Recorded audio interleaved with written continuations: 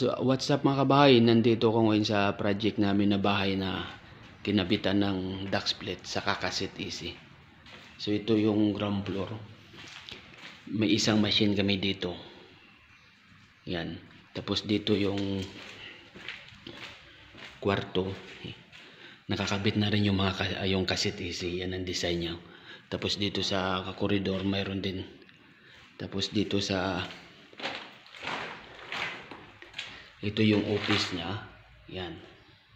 Kasit Easy din lahat yung kinabit dito sa ground floor sa kadak.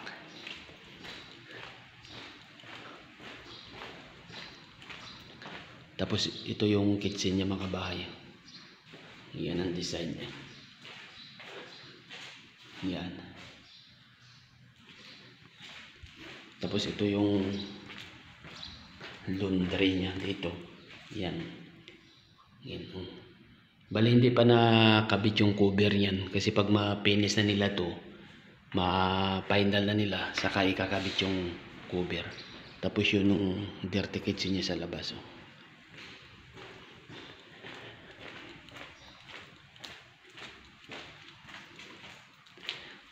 Tapos ito yung whole area niya. May isang machine kami dito sa taas. Yan, ito siya. Tapos kakatingin pa yung kuan nito, yung sa grills opening niya. Tapos dito kakatingin pa yan dito. Paikot. Kasi may machine pa kami dito na isa. Dito yung nakalagay. So may grills yan dito kabilaan. Tapos dito sa kabila, ang laking bahay to ground to penthouse. Dito naman sa kabila, yun yung grills, yung opening dyan para sa grills tinakpan. Tapos dito yun yung machine. Yan. Pupunta yung duct dyan. Tapos yung sa dito area, yan. Kakatingin pa rin yan ng kwan dyan ng grills. Dito paikot yan. Isa dito, tapos doon. Tapatan. Tapos dito yung machine nandito yun. Tapos ito naman yung papunta doon sa labas. Ito yung pinaka wash area niya. Kuwan doon ng split AC yung ilalagay. Yan ito. So ito yung view ng ground floor. Pupunta tayo ng first floor. Ito naman mga kabahay yung first floor area. Yan. Ito yung whole area niya. Sa whole area dalawang 5 tonner na duct AC yung nakalagay na dito. Naka-install na yan. Bali grills opening na lang yung kailangan dito paikot. Tapos ito yung makakuha mo sa baba. Open sa papunta first floor.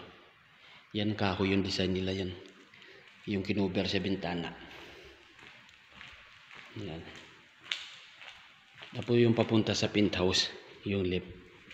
Tapos dito, yan ang design ng kwarto. Kasit Easy din, 3 tonner yung nilagay namin dito. Tapos ito yung mga dressing room niya. Saka yung toilet. Yan.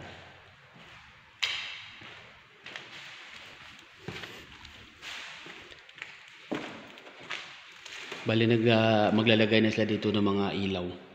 Pagkatapos nito, ipapainal na nila ng pintura.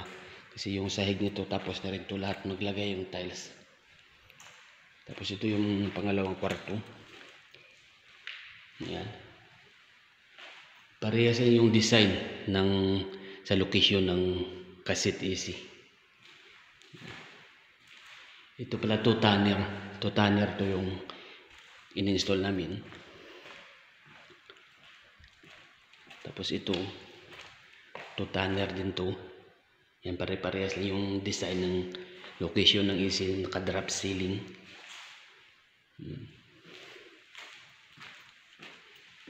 Tapos ito naman yung toilet ng master bedroom. Ito yung dressing room niya. Yan. Bali medyo luma na yung unit na to kasi matagal na to. 5 years nang naka-install yan. Yung indoor.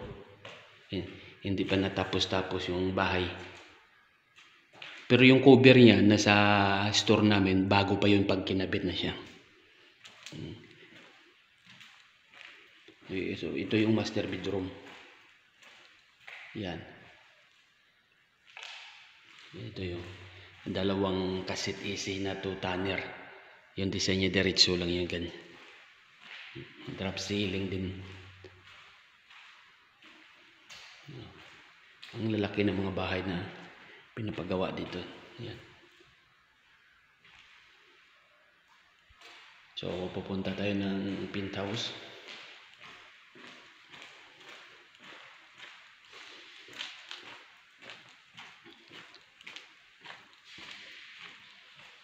Ito pag mga final coating nila to ng pintura lahat, ang ganda ng bahay na to.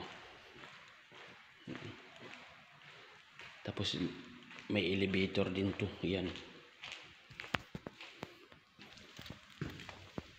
So ito yung penthouse niya mga kabahay.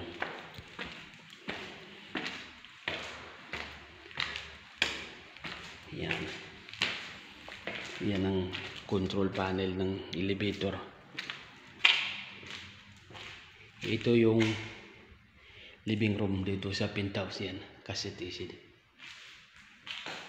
Tapos ito, dati 2 kwarto to. Ngayong ginawan lang isa. Yan, cassette AC din yan.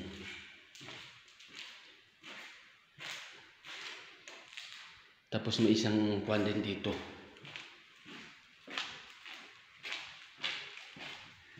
Ito, cassette AC din. Tapos may backup pa to na floor standing. Kasi yung area na to, computer room. Parang IT room. Lahat na control ng computer sa trabaho niya dito ya ilalagay. Tapos ito yung magiging kwarto niya.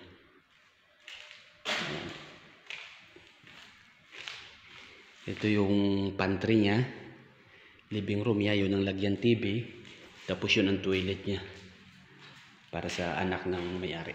Yan. Tapos ito yung labas. Yan, maluwag pa. Yan yung mga pipe ng AC namin.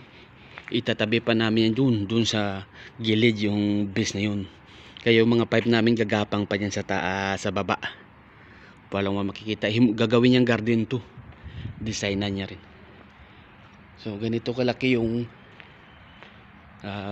ground to penthouse na bahay na project namin.